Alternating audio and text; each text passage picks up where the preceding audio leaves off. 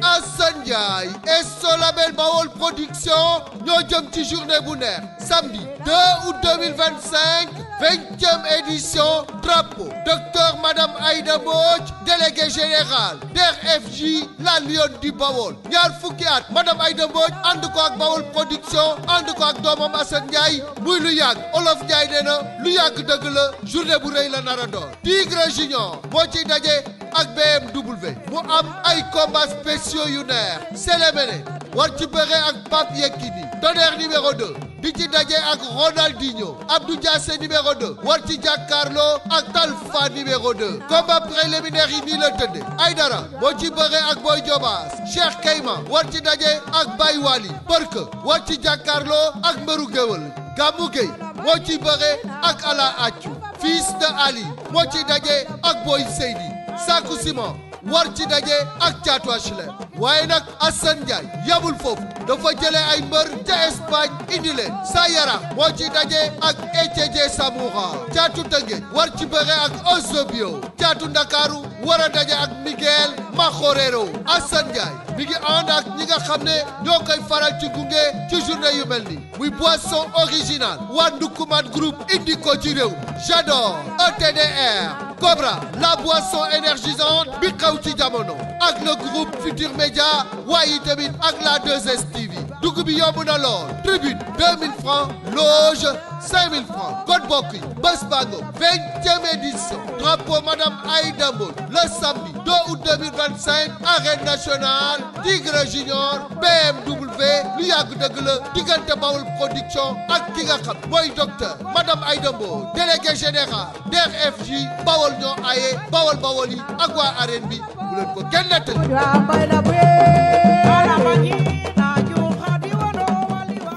xaaral ma may leen ala yaa bële ngeen xool foofu noonu gars yi waaw yeneen champion yaay na la si ginnaaw ay Badou Boulal waaw kooku mooy loolu champion bu mag bàyyi ne Badou Boulal moo jiite affaire yi gars ay gaskel borom palmarès champion yaay nii de gars ay major gars ñuy jóge ba États-Unis gars ñëw di dooleel Siteu la gën a kërsi gis nga kërsi bu mag bi gars état bi lépp moom la dama sax taal bi gis nga kii kenn du moom gis nga lépp yow la entraînement beeg doole beeg physique beeg wallaay ak job beeg lépp yow la mais major yaa baax barki Serigne Bamba gars yi kontaan nañ si yow amuñu sa fay gars ay millions la yëgëri def ko Siteu bilaay wallaay waaw barki alxuraan suñu xel dal la de bilaay jàmbaar yaay nële gaan gisoo Alaaji Sarr le grand social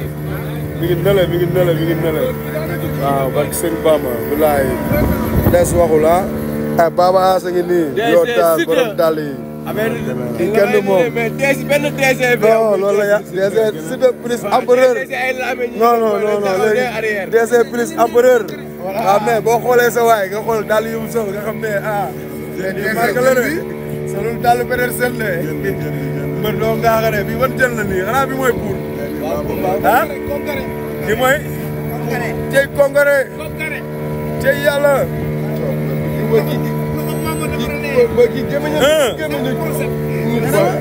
laay wallaay mais jën bi xeere naa mais lii garaaw na Siteu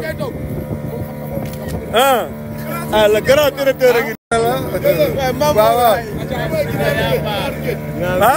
lii mooy giraaru géej lii mooy buur non man maa njëkk a wax buur jaar naa si géej yi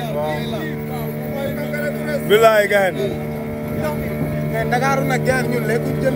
waaw non ñii nag ñooy dund jën nag man ay yeboy laay gis ay jën yoo xam ne gaan c'est pas vrai quoi waaw baadoole du ko lekk surtout loolu waaw non dama xëcc mbaal bi muy daar am dele indee gis nga aywa Siré maay booy jàmbaar day mat sa loxo boo ko siy def ni koy lekk bilaay jën bàyyi ni bilaay gaar kenn du leen wax gaar barki sëñ Bamba gaar fii nii mooy man la sam waay yaa gis Sangomar fii mooy Sangomar gaar barki sëñ Bamba non pin bi mi ngi ñëw gaan Sangomar a ngi nële